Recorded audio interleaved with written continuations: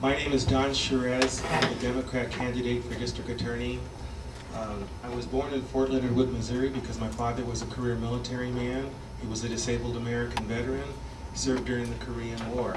So I spent the first 10 years of my life living on military bases all over the world, including Panama, on the Atlantic side, for those of you who've been to Panama. I graduated from law school in 1980. I worked for 10 years in Sacramento, and then I had the privilege of coming here to work in the Clark County District Attorney's Office, where David and I served as teammates. He was one of my first teammates when I came here. I became a district court judge. Probably my biggest claim to fame was some of the eminent domain cases that I handled, and thereafter I resigned my position as a judge to run for Congress. And in the last 10 years, probably my most notable achievement is helping to get the Pistol Initiative, the People's Initiative, to stop the taking of our land, which stopped the abuses of eminent domain. So.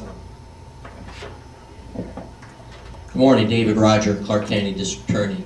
I grew up here in Las Vegas, attending Bishop Gorman High School, UNLV, and then off to law school in San Diego. I graduated in 1986. I passed the bar exam and was worked for 2 district court judges. I was recruited into the Clark County District Attorney's Office in 1987, where I've remained ever since. I started handling trap cases, and I eventually was appointed to the Major Violators Unit, where we handled all of the murder cases, capital murder cases, and special assignments from the district attorney. In 2002, I was elected district attorney, and once again in 2006. I'm very proud of the men and women of the District Attorney's Office. I think we've worked awfully hard with law enforcement to protect this community.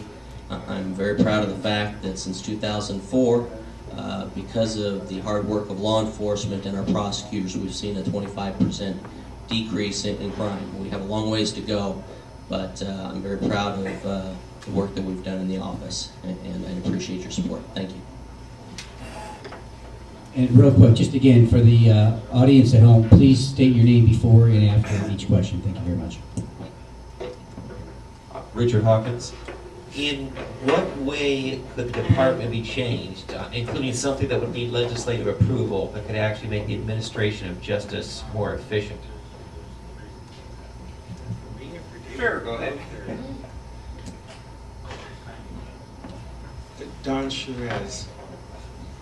Basically, I don't think that there's any legislation that is needed in order to change the running of the district attorney's office.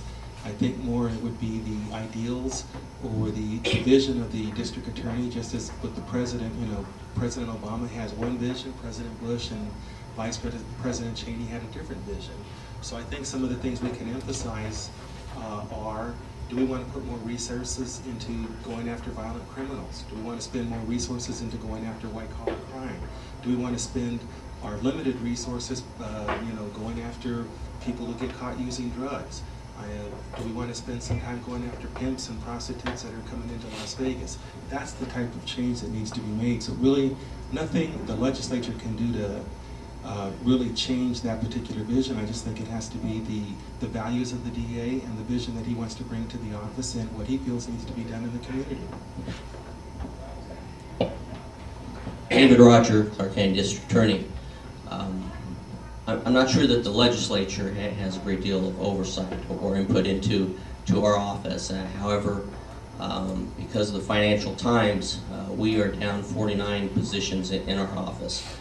We recognize that we're going to have to be lean and mean over the next several years, but we've been able to allocate our resources and take a bite out of major issues. For example, when I was elected into office, I started the career criminal unit. We started with 1 individual, and now we have 3 prosecutors. If you believe that 20% of the criminals commit 80% of the crimes, then it's important to use your resources and focus on those individuals. We have done a tremendous job in that unit.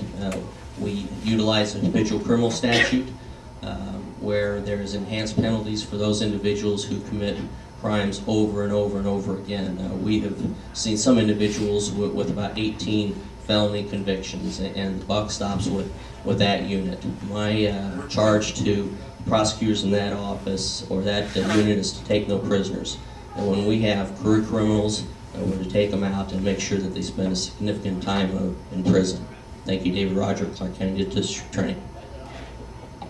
Yeah, David Hinsey, what will your goals be for the next 4 years? The impact you'll have?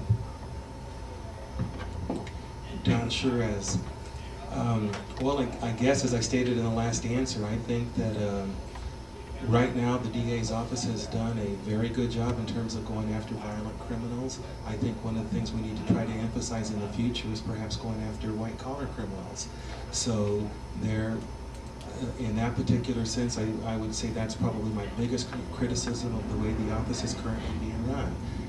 White-collar crime probably includes, people that are stealing from the county, people that are getting special deals, or perhaps going after political corruption a little bit more, and that type of thing. So those would be the goals and the different emphasis that I might take than just focusing on violent criminals.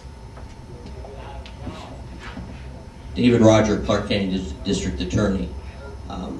As I stated in my earlier question or answer, we have to be more focused in the way we prosecute criminals. Last year we filed 66,000 cases in the Clark County District Attorney's Office. Based upon our decrease in manpower, we have to focus in on those individuals that affect the community the most. Mr. Shurez talks about public corruption, and I think that our record on public corruption is pretty stellar.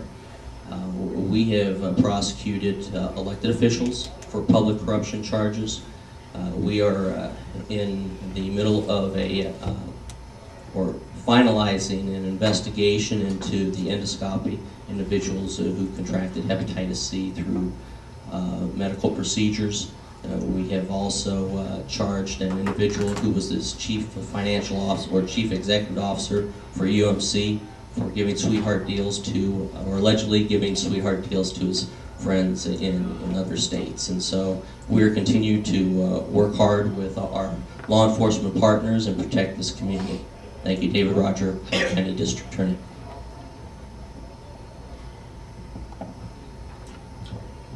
Juan Rivera. My question is, would you allow or advise commissioners not to, as DA personally, to rectify matters of public concerns concerning corruption? The reason I say that, 2 weeks ago, just to allow you to know, the DA did advise Sisolak not to get involved in matters of private citizens. And what was the main, I didn't hear the question, the original part? The question is, would you allow or advise not to, as DA personally, not to rectify matters of public concerns as far as corruption? Well, I think what the DA is the DA is the chief lawyer for the county. And if he gives Commissioner Sisolak particular advice and Commissioner Sisolak doesn't want to follow it, I think the DA should write a letter to Steve Sisolak and say, hey, I'm your lawyer, you're not following my advice. When you get sued or whatever happens to you, you're going to be out on a limb, and we're not going to necessarily want to defend you. So I think that that's what the DA can do in order to say, this is what's happening. I think the same thing is happening with Catherine Cortez and the governor. She's given the governor certain advice. She's the chief law enforcement officer for the state. She doesn't serve at the pleasure of the governor. She serves to be his legal advisor, and he's choosing not to listen to it. So I think that that's what the DA should be able to do in that situation. And your name for the listening audience, please. Your name for the listening audience. Don Shurez.